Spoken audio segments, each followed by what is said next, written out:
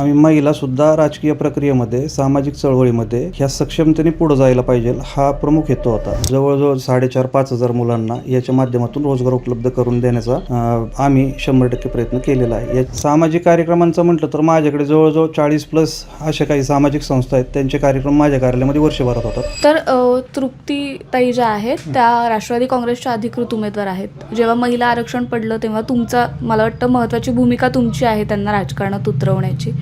तुम्ही या भागात कार्यरत आहात आणि तुमची देखील त्यांच्या कामामध्ये यापुढे महत्त्वाची भूमिका असणार आहे. त्या नगरसेविका म्हणून निवडून आल्यानंतर काय वाटतं तुम्हाला? प्रभागामध्ये जी काही समस्या आहेत त्या समस्या सोडवण्यासाठी एक प्रतिनिधी या नात्याने महिलासुद्धा आमच्याबरोबर असाव्यात अशा विचाराने तृप्ती ही राजकारणामध्ये किंवा सामाजिक चळवळीमध्ये पहिल्यापासून असल्या कारणाने तिला आम्ही या राजकीय प्रक्रियेमध्ये कुटुंबाच्या एक चेहरा म्हणून आम्ही तिला समोर दिलेला आहे. मी अनेक मुद्दे जे आहेत त्याच्यावर तुम्ही देखील काम केलेलं आहे आणि त्याची मदत नक्कीच त्यांना होणार आहे. DPRचा प्रश्न असेल किंवा कचरा व्यवस्थापन असेल त्याच्यावर देखील तुम्ही काम केलेलं आहे. त्या व्यतिरिक्त समाजकार्यामध्येही तुमचं कुटुंब आहे.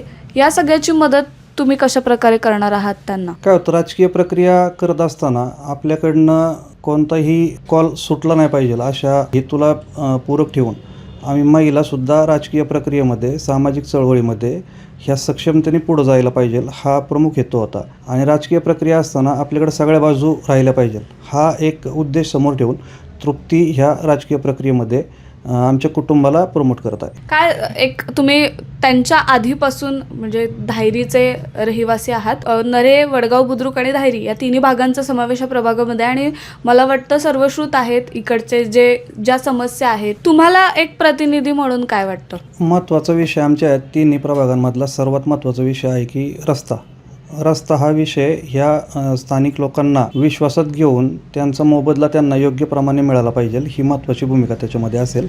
आणि त्याच्यानंतर पाणी, स्वच्छ पाण्याची व्यवस्था, पाण्याची स्टोरेज कॅपॅसिटी हा त्याला लागूनच दुसरा मुद्दा असेल की तो सर्वांसाठी एकदम कळीचा मुद्दा आहे. तिसरा, कचरा व्यवस्थापनावरती आम्ही पुणे महानगरपालिकेला विचारात घेऊन एक अशी यंत्रणा राबवण्याचा विचार करतो की ज्याच्यामुळे पुणे महानगरपालिकेचं उत्पन्न हे मोठ्या प्रमाणावर वाढेल आणि कचऱ्याचं व्यवस्थापन हे अशा प्रकारे सोडवण्याचा मानस राहील की त्याच्यामध्ये सोसायट्यांना सुद्धा त्याचं उत्पन्न मिळालं पाहिजे. की कचरा कलेक्शन होतं, कचरा कलेक्शन झाल्यानंतर त्याच्यातून सोसायटीला काय मिळतं तर काहीच मिळत नाही, त्याच्या बदल्यात तुम्हाला पैसे द्यावे लागतात. तर एक उत्पादनाच्या माध्यमातून त्याला विचारात घेऊन जे लोक ह्याच्यामध्ये सक्रियतेने काम करतील त्यांचेही विचार त्याच्यामध्ये करून ह्या सोसायट्यांना आणि पुणे महानगरपालिकेला कसं उत्पादनच्या स्वरूपात मोबदला तयार होईल याच्यावरती सर्वात जास्त फोकस केला जाईल. तुमच्या कुटुंबियांची आणखी एक या पलीकडे, राजकारणापलीकडे एक वेगळी ओळख राहिलेली आहे. धायरीमध्ये पहिल्यापासून सावित्री मंगल कार्यालय आहे किंवा सावित्री उद्योग समूह आहे, त्याबद्दल आम्हाला जाणून घ्यायला आवडेल.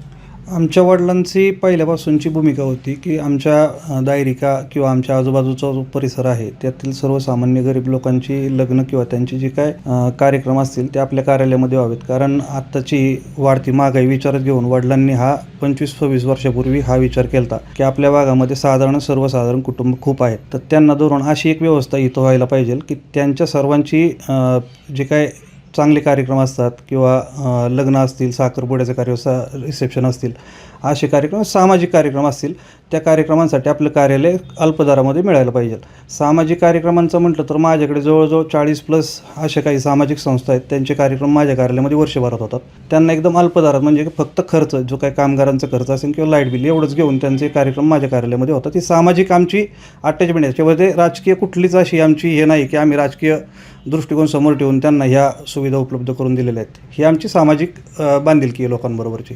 आणि सावित्री उद्योग समूहाच्या मार्फत काय करता? सावित्री उद्योग समूहाच्या मार्फत आम्ही 2016 पासून जो आमचा माझ्याबरोबर लहानाचा मोठा झालेला वर्ग आहे की जो एकदम कमी पैशामध्ये आपली उपजीविका भागवतो, अशा मुलांना बरोबर घेऊन आम्ही सामाजिक संघटन तर बरोबर राहिलंच पाहिजे, त्याच्याबरोबर त्यांचं उत्पन्नाचं संघटन पण व्यवस्थित राहिलं पाहिजे, अशा सगळ्यांना एकत्र घेऊन आम्ही व्यवसायामध्ये एका प्लॅटफॉर्मवरती आणलेलं आहे. ही सामाजिक बांधिलकी जपत असताना आम्ही जवळजवळ 4,500-5,000 मुलांना याच्या माध्यमातून रोजगार उपलब्ध करून देण्याचा आम्ही 100% प्रयत्न केलेला आहे. याच्या माध्यमातून आम्ही आमच्या भौगोलिक भागातली सोडून पुणे शहर किंवा महाराष्ट्रभरातून आम्ही अनेक अशा बेरोजगार मुलांना रोजगार उपलब्ध करून दिलेला आहे. नगरसेवक पदासाठी नगरसेविका म्हणून त्या निवडून आल्या, तर हा प्रयत्न मोठ्या प्रमाणात आपल्याला दिसून येईल येत्या काळात. हो, 100%. कारण पहिल्यापासून त्या कामामध्ये आम्ही सक्रिय आहे.